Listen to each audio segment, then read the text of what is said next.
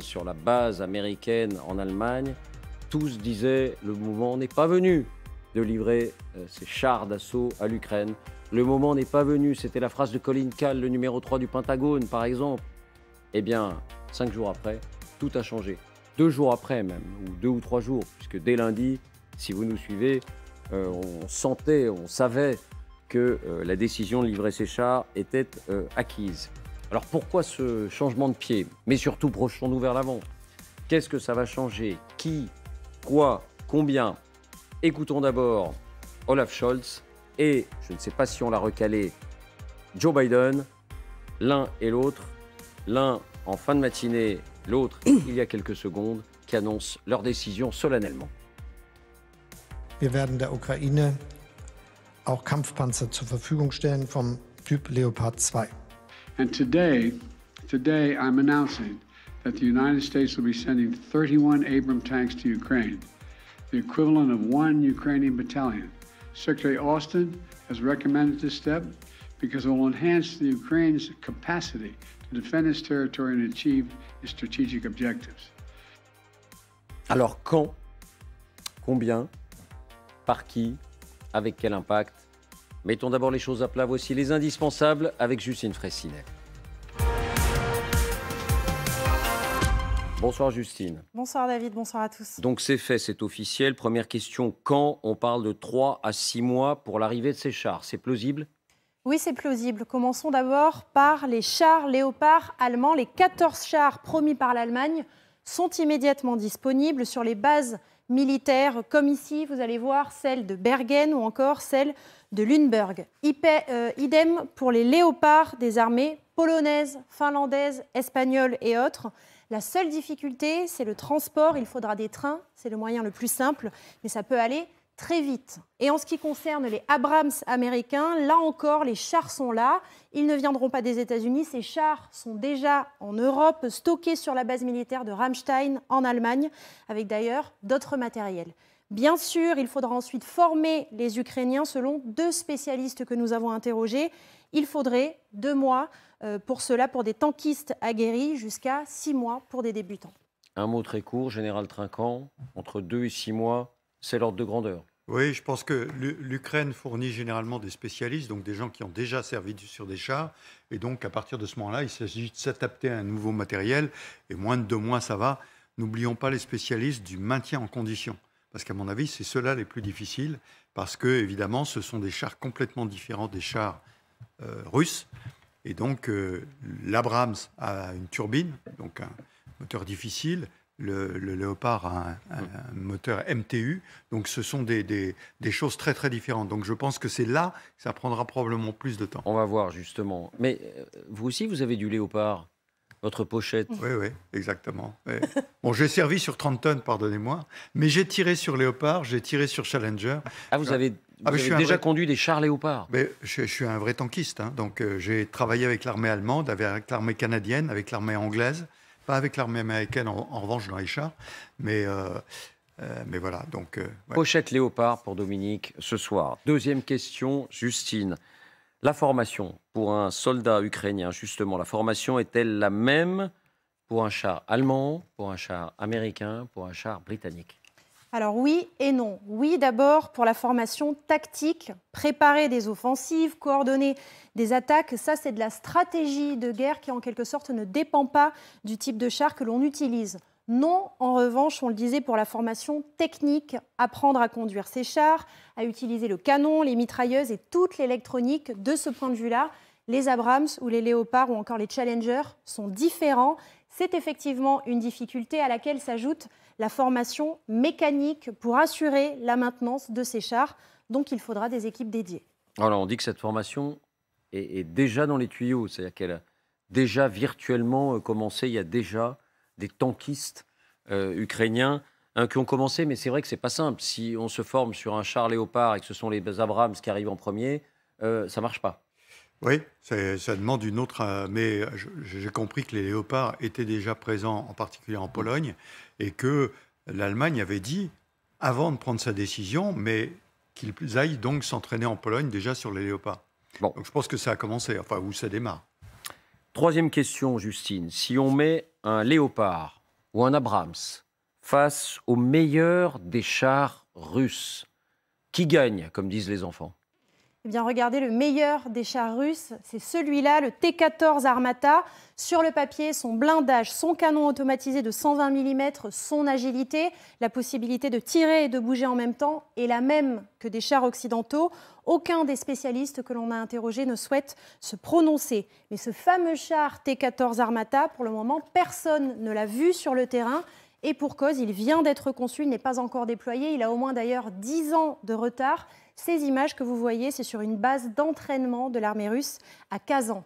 En revanche, ces mêmes spécialistes sont affirmatifs sur une chose, face aux chars qui sont actuellement utilisés par les Russes, le T-72 et le T-90, les Abrams et les Léopards remportent le match à coup sûr parce qu'ils sont plus récents, plus modernes et plus évolués. Donc il y a incontestablement une supériorité sur ce strict plan, en tout cas de la bataille des chars, pour les chars occidentaux.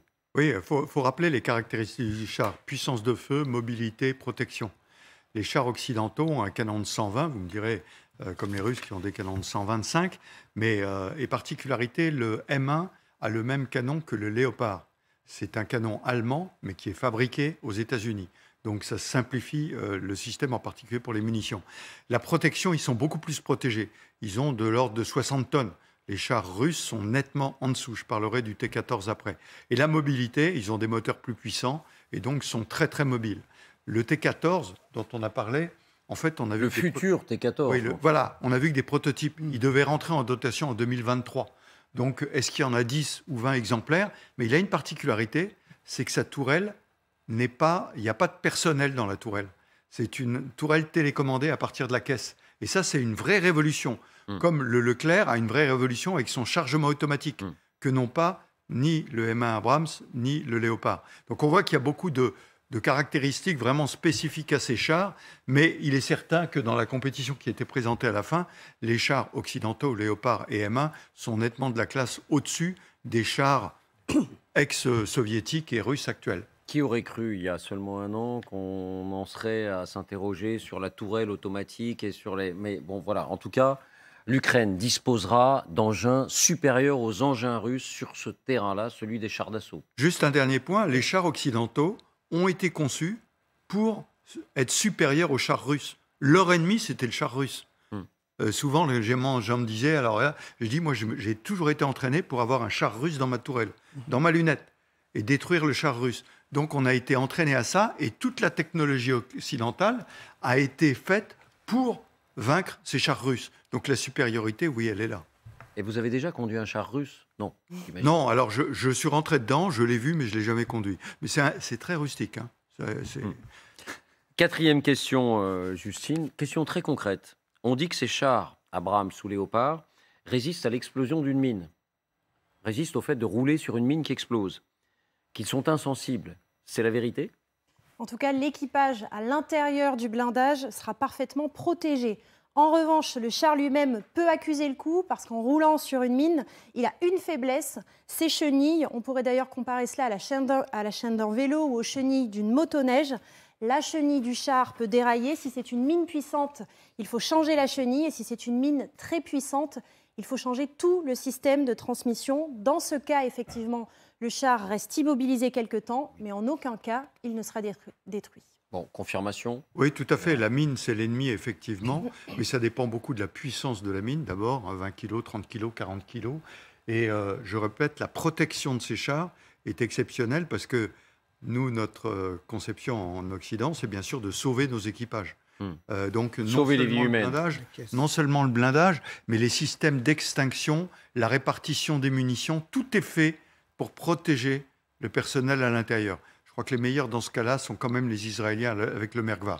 Mais peu importe, la protection est faite pour sauver les équipages. Et autre point là-dessus, les fameuses lignes de défense qu'on a souvent montrées ici avec les dents de dragon. Les dents de dragon. Les dents de dragon, avec les tranchées.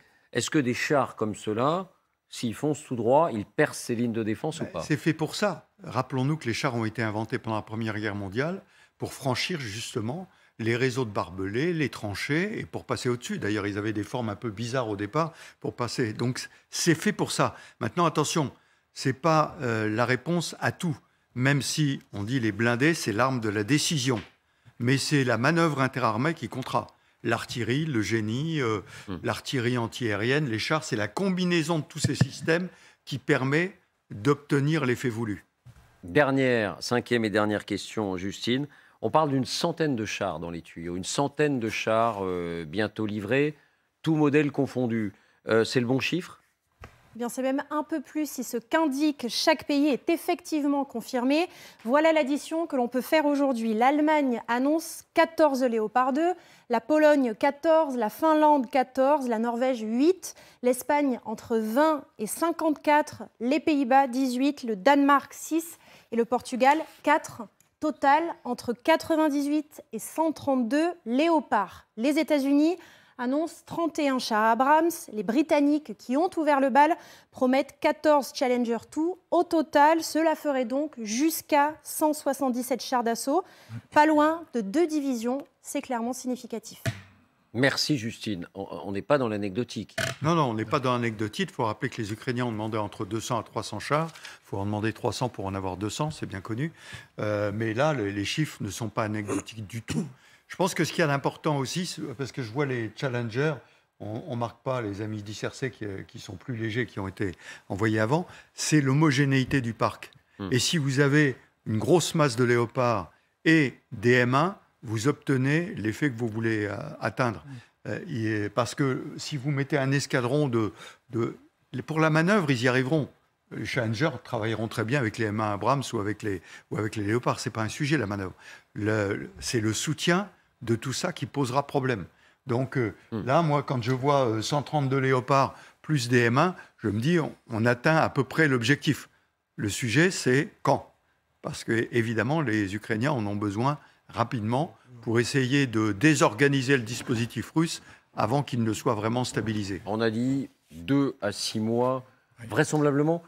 Là, en l'occurrence, ces chars d'assaut, dans une bataille comme celle de Bakhmout, c'est typiquement l'endroit où on peut les utiliser ? Non, parce que Bakhmout, c'est un combat en zone urbaine.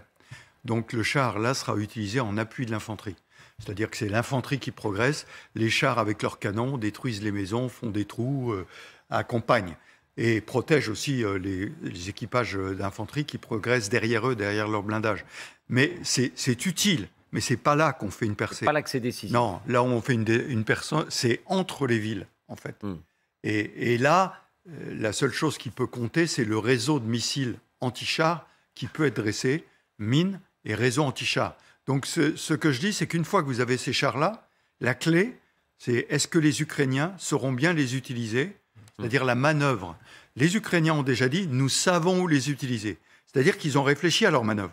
Et qu'ils ont dit, pour réussir cette manœuvre, il nous faut 200 chars. Donc, faisons-leur confiance. Pour l'instant, ils n'ont pas été mauvais, c'est le moins qu'on puisse dire. Mais c'est la manœuvre qui va être montée qui est importante. Le char va être un outil de cette manœuvre. Bien, en tout cas, on retiendra de ce 25 janvier que d'un point de vue militaire, c'est le jour où un cran a été franchi, où les Occidentaux se sont décidés officiellement, même si on l'annonce ici depuis lundi, c'était plié, de livrer ces chars. Mais on retiendra aussi que d'un point de vue politique, ils ont franchi un pas. Pourquoi, Isabelle, Vincent, Jean-Claude, pourquoi ce qui était pas envisagé il y a seulement 5 jours, vendredi dernier, quand tous les pays étaient réunis à Ramstein, sur la base américaine en Allemagne, non, ça n'est pas d'actualité, non, ça n'est pas pour l'instant envisageable, est devenu tout d'un coup possible et même réalisé. En réalité, ça l'était déjà. Enfin, se dire, c'était devenu, la question était devenue impossible à éluder. Pourquoi ? Il y a plein de raisons différentes. Premièrement, les Occidentaux ont compris que Vladimir Poutine n'avait pas changé ses buts de guerre et surtout qu'il refusait absolument de négocier et d'envisager le moindre recul. Donc la guerre va être longue. Deuxième réponse. Les Russes changent la manière dont ils font la guerre sur le terrain et donc les Ukrainiens ont besoin de s'adapter au changement de la guerre russe. Et là, on entrait dans une période où la prochaine offensive des Russes sera probablement une offensive blindée et il faut aider les Ukrainiens à résister à cette offensive, voire en fait à reprendre l'offensive eux-mêmes. Troisième chose, les Occidentaux, encore une fois, ça, à l'Est, on le disait déjà depuis très longtemps. Et ce tabou du char lourd, chars lourds, il est brisé depuis en fait très très longtemps par les Polonais qui ont depuis longtemps envoyé leurs chars de conception soviétique, après occidentalisés, T-72, à l'Ukraine. Mais ils ont prouvé en faisant ça qu'il n'y avait pas de sujet char. Parce que quand les Polonais ont donné leur T-72 à l'Ukraine, la Russie n'a absolument pas réagi. Donc, les Occidentaux à l'Ouest ont réalisé que, en fait, ils sont arrivés à la conclusion qu'une défaite de la Russie, de l'Ukraine, aurait des conséquences beaucoup trop graves, à la fois en termes de sécurité pour le continent européen. On ne l'a pas découvert ces tout derniers jours. Bah si, je pense que c'est devenu très clair pour certaines capitales ces dernières semaines. Alors, c'est grave à la fois au niveau de la sécurité de tout le continent, aussi pour la démocratie et aussi pour le droit international. Donc, ce numéro d'équilibrisme qui permettait à Berlin, Paris et parfois même à Joe Biden, en fait, de dire tout et son contraire, c'est-à-dire nous voulons la victoire de l'Ukraine, mais nous refusons la défaite de la Russie, parce que c'était ça, en fait, le nœud du discours occidental. Simplement, sur les faits, ce n'est pas possible. Qu'est-ce que ça veut dire, une défaite de l'Ukraine? Une victoire de l'Ukraine, ça veut automatiquement dire une défaite de la Russie. Donc, il fallait enfin mettre, en fait, les actes en accord avec les paroles et essayer de redonner un coup de leadership à ce vieux couple franco-allemand qui était vraiment en retard par rapport aux pays de l'Est. Donc c'est tout ça qui a changé la donne. Plus la pression des Polonais.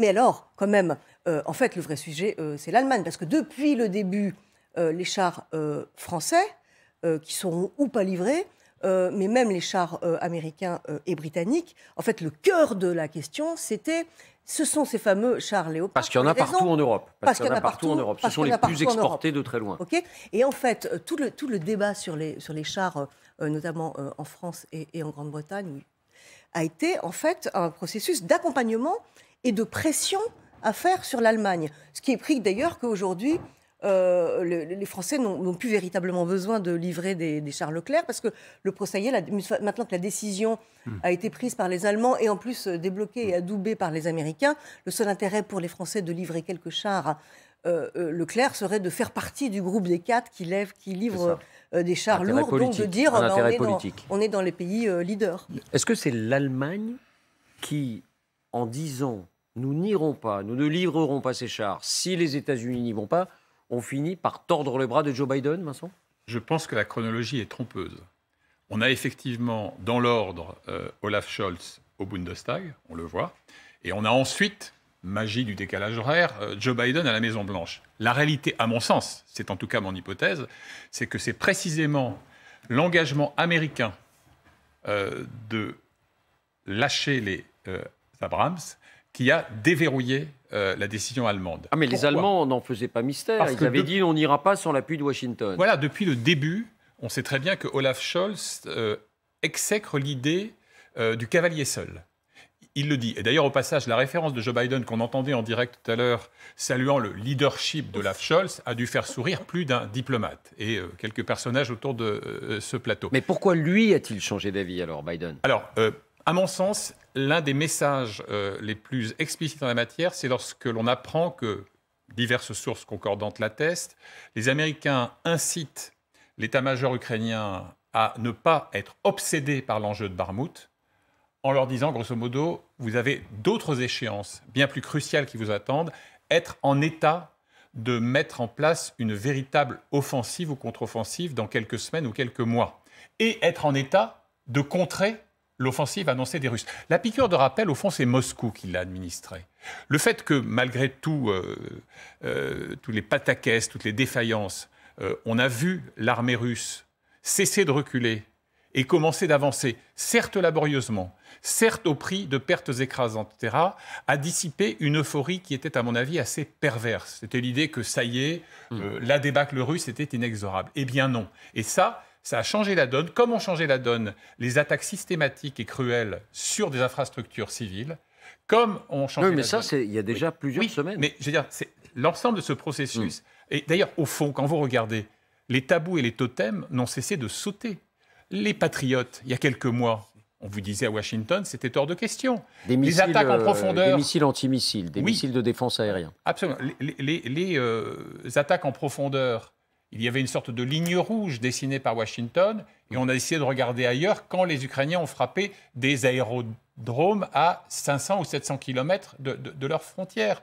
Et donc, il y avait, d'une certaine manière, quelque chose d'inéluctable à ce que la riposte s'adapte au changement de la nature même de la conflictualité sur le terrain. Bon, Jean-Claude, pourquoi la vérité d'hier n'est plus la vérité d'aujourd'hui? Parce que je pense que les États-Unis sont arrivés à un corner. Vous ne pouvez pas d'un côté dire « attention, la Russie prépare quelque chose pendant quelques mois » et dans le même temps dire au peuple américain « on reste sur les mêmes positions ». Ça, c'est la première chose. La deuxième chose, il y a eu un durcissement des positions côté notamment russe. Souvenez-vous de Lavrov qui disait « c'est désormais le monde occidental contre nous », alors même qu'on considérait que c'était un homme avec lequel il pouvait y avoir encore des discussions. On voit bien que côté américain, la réflexion c'est, si ça se durcit du côté russe, si nous n'agissons pas, nous ne faisons pas quelque chose, à la fois il y a un risque. Le risque, c'est de ne pas être au rendez-vous et de ne pas permettre à l'Ukraine de gagner, parce qu'aujourd'hui, la position russe est tellement durcie et Poutine est tellement enfermé qu'il n'y a pas de choix. Contrairement à ce qu'on a dit, puisqu'on disait qu'il ne faut pas qu'elle soit défaite, il n'y a pas d'autres options, il faut qu'elle soit défaite pour qu'on en termine. Et je rejoins ce qui a été dit tout à l'heure, parce que le risque, ce n'est pas simplement pour le monde occidental, ce n'est pas simplement pour l'Europe, pour l'Amérique, mais aussi pour le reste du monde qui regardera. Et si la Russie venait à gagner, vous imaginez un peu le désastre que cela provoquerait à travers la planète. Poutine est en discussion. Non, mais ça, il le savait. Oui, il le savait il y a 5 jours, il le savait il y a un mois, 2 mois. Mais David, aujourd'hui, vous savez, parfois, une situation ne reste jamais figée. L'enchaînement des déclarations, des positions qui sont prises, la visite, les discussions entre l'Afrique du Sud et puis la Russie sont des éléments qui font dire c'est maintenant que ça se passe et nos opinions publiques pourraient nous rendre comptables de n'avoir pas fait ce qu'il fallait pour pouvoir arrêter au moment où il fallait le faire. Et vous allez voir qu'il y a débat. Il y a débat, et notamment Gérard Haraud, lui, s'interroge vraiment sur ces digues qui sautent les unes après les autres. D'abord, les réactions à Moscou. Ça n'a pas traîné, ça n'a pas tardé. Vladimir Poutine lui-même, commençons par l'écouter. Советский Союз оформил прекращение этого оккупационного статуса, а Соединенные Штаты нет. И, строго говоря, формально и юридически на территории Федеративной Республики находятся американские оккупационные войска. А по факту так и есть, их там очень много. И сами немецкие политики говорят о том, что после Второй мировой войны Германия никогда не была в полном смысле этого слова суверенным государством. Alors, il réagit sur cette question spécifique des Allemandes, la livraison des léopards. Cette réaction est relativement modérée. Ouais. Il se contente de dire l'Allemagne est un protectorat américain. L'Allemagne est un protectorat américain. L'Allemagne n'a pas réellement d'indépendance. Bon, on est loin des excès de langage. Je vous fais réagir, mais écoutons d'abord l'explosion de colère à la télévision russe. La diatribe, il n'y a pas d'autre mot, de notre camarade, entre guillemets, Soloviev. Russia One, télévision publique russe, écoutez.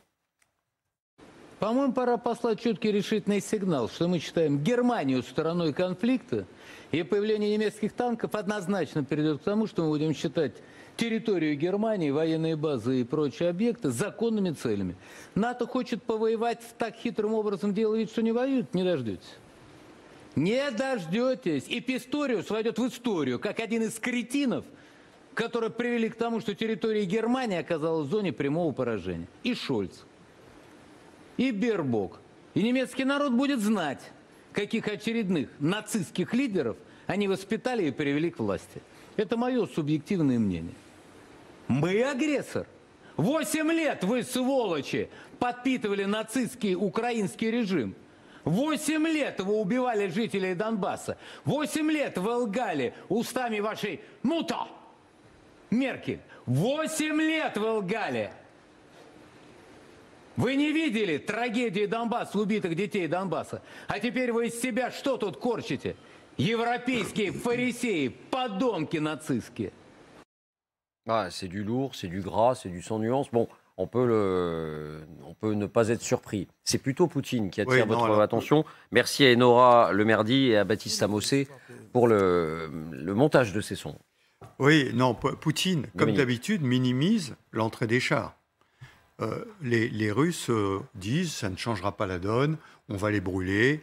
Donc ils minimisent l'entrée des chars. Alors, en revanche, le langage sur les forces d'occupation américaines en Allemagne, c'est absolument extraordinaire. Quand vous interrogez les Russes sur le fait que entre 1945 et 1990, ils occupaient l'Europe de l'Est, ils vous disent non, on a libéré l'Europe de l'Est. Donc là, c'est les Américains qui occupent, ils n'ont pas libéré, bien sûr. Donc il y a quand même un langage qui est extraordinaire, mais qui rentre parfaitement dans la logique du discours actuellement russe. Simplement, pardon, on n'est pas dans la fameuse, entre guillemets, ligne rouge a été franchie et on vous fait une déclaration de guerre virtuelle. Non, mais comme je le dis tout le temps, la ligne rouge, elle est la frontière russe, on en parlera peut-être tout à l'heure, et la frontière rouge, la ligne rouge, pardon, de l'autre côté, c'est la frontière de l'OTAN. Et entre les deux, il y a un champ clos dans lequel le combat se déroule. Bon. Et là, on grimpe depuis 11 mois les équipements dans ce champ clos, sans que ça n'amène le changement radical dont on a parlé bien souvent. Oui, Vincent. Alors, d'abord, on va très rapidement régler le sort de Soloviev. J'ai toujours vu ces émissions comme des baromètres, et en quelque sorte, le degré d'hystérie des imprécateurs kremlinophiles donne une idée assez exacte quand même de leur propre désarroi par rapport à une réalité fictive dans leur esprit. Poutine, on a l'impression qu'il donne un cours de droit en direct de la planète Mars, de droit international. Bon. Donc lui minimise. Mais attention, d'autres officiels russes, eux, émettent des signaux différents. L'ambassadeur de Russie en Allemagne, par exemple, a été très explicite là-dessus. Et à nouveau, c'est pavlovien, on relie ça à une sorte de remake de l'invasion des troupes hitlériennes, des chars allemands sur le territoire russe, etc., etc. La Grande Guerre patriotique, hein, ça c'est un invariant de la rhétorique, en gommant totalement quelque chose qui s'appelle le pacte germano-soviétique, mais qui a disparu du paysage cognitif de la Russie. Tout dernier point, je crois que l'un des éléments essentiels, vous évoquiez tout à l'heure ce que Poutine sait et savait, mais il y a quelque chose qu'il ne veut pas savoir, c'est qu'effectivement, cette alliance, malgré des tiraillements, malgré des divergences, elle tient le choc. Et l'un de ses paris depuis le début, c'était que tant au niveau des Ukrainiens, de leur ardeur patriotique, des Occidentaux, des peuples européens par rapport aux sacrifices très relatifs à consentir, et surtout de la cohésion des partenaires occidentaux, il était persuadé que tout ça, dans la durée, allait se fissurer puis s'effondrer. Et donc, il est un peu sidéré par le fait qu'aucune de ces prophéties n'est entrée dans le réel. Isabelle Jean-Claude, écoutez, lisez plutôt, regardons la réaction de Gérard Haraud. Gérard Haraud, l'ancien ambassadeur de France à Washington, il a quand même eu des positions... c'est une autorité. C'est un diplomate. Je sais ce que vous allez dire. C'est un diplomate. C'est une autorité. Voilà comment il réagit non seulement à cette décision de livraison des chars d'assaut qui était dans les tuyaux ces dernières heures, et aussi à l'idée émise par les Pays-Bas. Les Pays-Bas ont brisé un autre tabou en disant « nous, on est prêt à livrer des avions de guerre ». On en parlait hier. À l'Ukraine. Et voilà ce qu'il dit. Parions que nous aurons le même débat éreintant sur la livraison d'avions à l'Ukraine dans quelques semaines. Nous sommes engagés pas à pas dans une escalade incontrôlée, sans stratégie identifiable. Sous-entendu, on se paye de mots en imaginant que ces armes vont changer le cours de la guerre et on met le pied sur un terrain, sur une terre inconnue. Isabelle. Mais évidemment, je pense que l'idéal serait que... On ne serait pas là si on avait arrêté cette guerre au début, c'est-à-dire en 2008 ou en 2014. Et il est évident que la situation n'est pas formidable et que Gérard Haraud a raison d'anticiper le prochain débat qui va se produire et qui est déjà en train de commencer avec les Pays-Bas qui proposent leurs avions de chasse et qui ne manquera pas. Mais ils le regrettent à l'avance. Ils le regrettent à l'avance. Mais que faire d'autre? C'est-à-dire qu'aujourd'hui, on est dans une situation où pardon, avant de dire ça, il y a aussi une chose en plus qu'il faut régler.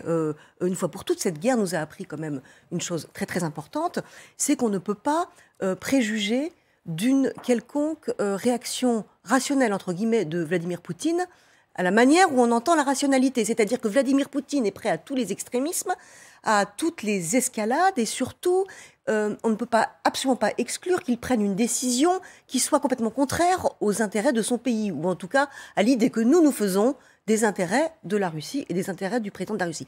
Cette précaution mise à part, ça veut dire qu'il peut tout faire. Hein.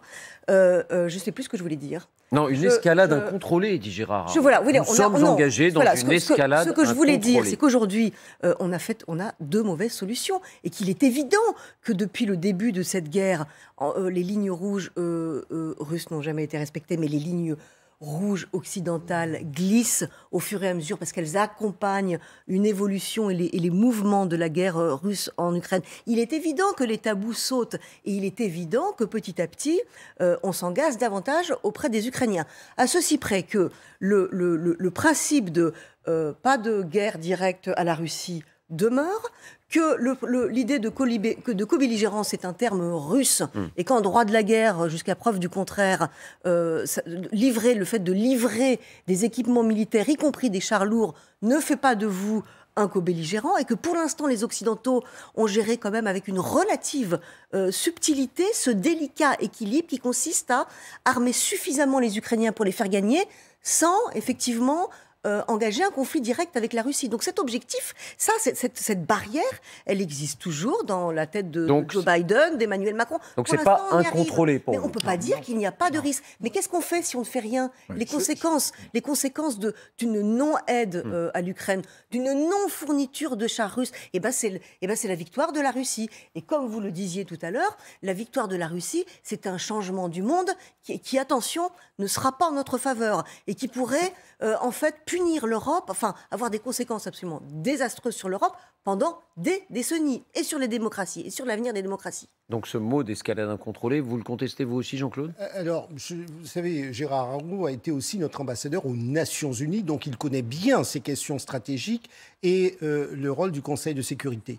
Je crois qu'ici, il oublie une chose, c'est que le temps de la négociation qui aurait pu être possible il y a un an, en février, où tout le monde disait à Poutine négocier, il n'entendait rien, est passé. Et si nous ne faisons rien, que laisse-t-on? Ce que Gérard Arago oublie, et c'est ce que je viens de rappeler, c'est qu'aujourd'hui, la lecture a été modifiée. Et d'ailleurs, si Poutine lui-même, en entendant que des chars vont être livrés, il ne va pas jusqu'à déclarer qu'il y a co-belligérance, parce qu'il aurait pu politiquement dire la ligne rouge est franchie, c'est de la co-belligérance, parce que précisément en droit, il n'y a pas de définition précise de la co-belligérance, c'est un concept politique. Donc il pourrait très bien dire c'est de la co-belligérance. Et à ce moment-là, je vous considère comme nous allons avoir une stratégie de guerre contre l'OTAN ou contre les Européens, contre nous, contre les Allemands, etc. Il ne l'a pas, c'est qu'il sait très bien qu'à ce jeu-là, il risque aussi de retomber sur cette fermeté occidentale. Et je pense que côté Washington, du moins de ce que j'entends, les uns et les autres, certes, ne veulent pas envoyer, là encore, Washington le répète, il n'est pas question d'envoyer des troupes physiques sur le terrain. En revanche, l'opinion publique américaine, le gouvernement américain souhaite aider au maximum l'Ukraine, et c'est la raison pour laquelle le président Biden a mis un peu la pression sur le chancelier Kohl. Il souhaite aider au maximum le chancelier Scholz, au maximum la pression sur lui pour que cesse, si on veut avoir une chance que cette guerre cesse, il faut en passer par là. De donner les moyens à l'Ukraine. On va avancer. Simplement, une réaction et puis le commentaire français sur cette décision désormais officielle. La réaction, celle des Ukrainiens.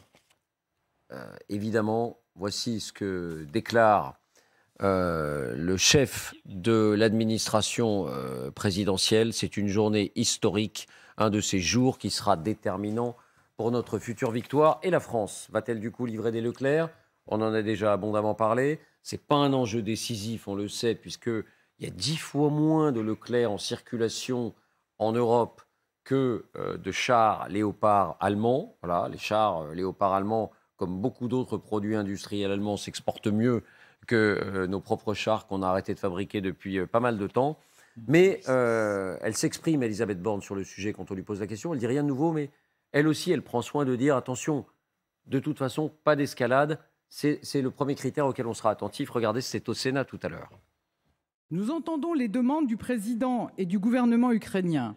Rien n'est exclu et nous sommes mobilisés pour les soutenir dans la durée. Notre aide ne doit pas provoquer d'escalade. Personne n'y aurait à gagner et surtout pas l'Ukraine. Voilà pour cette réaction. Un mot, est-ce qu'on va suivre aussi, ne serait-ce que symboliquement? Non, je pense que pour reprendre la chronologie que décrivait Vincent tout à l'heure, il ne faut pas oublier la position française, c'est la mouche du coche. C'est la première qui a annoncé des AMI dispersés. Le lendemain, les Américains et les Allemands annonçaient Bradley et Marder. Et là, les Français... Là, on était dans les chars, entre guillemets, légers. Oui, mais ça a permis de décaler. Ensuite, les Français ont dit, nous étudions le sujet avec les Allemands, de façon à accompagner le mouvement. Mais honnêtement, je l'ai dit tout à l'heure dans la présentation sur les chars, l'important, c'est d'avoir un parc homogène. Alors, les Leclerc, ça n'a rien apporté à cette homogénéité, comme les Challenger, d'ailleurs, au passage. Donc, l'important, les Britanniques, quand même, avec leur Challenger, on peut dire que c'est eux qui ont les coups d'envoi de la livraison des chars d'assaut. Je reprends la chronologie depuis le départ, et les Britanniques, effectivement, ont envoyé ce signal, puisque la question ne se posait pas de la même façon pour eux, parce qu'ils ont dissous un régiment de chars. Donc, ils ont des chars disponibles. Mais je le répète, l'important, c'est les parcs de M1 et de Léopard. Et c'est ça qui fera la différence. Et donc, aujourd'hui, la mission de la France a été remplie. Elle a fait la mouche du coche, elle a annoncé des choses, elle a accompagné. Et maintenant, il faut simplement souligner que les Ukrainiens, eux, nous sont très redevables sur l'artillerie. J'allais dire, chacun son domaine. On fournit de l'artillerie et au passage, les Danois ont décidé, au lieu de se faire livrer les Césars, de les livrer en Ukraine. Ça représente 18 canons César. Oui, donc indirectement, c'est une nouvelle ère. Donc je pense que les Français sont plus présents dans l'artillerie. Dans les chars, ça sera les Allemands, et bravo, très bien. Juste une toute petite phrase sur les propos d'Elisabeth Borne. Il faut faire attention à l'escalade, mais depuis le début de la guerre, ce ne sont pas les Occidentaux qui provoquent l'escalade, c'est la Russie. C'est la Russie qui déclenche l'invasion, et c'est la Russie qui, chaque mois, joue d'escalade. En face, il y a quand même plutôt des freins, et il n'y a pas d'escalade. Donc il faudrait quand même utiliser ce terme lié à la Russie. Bah, c'est vrai.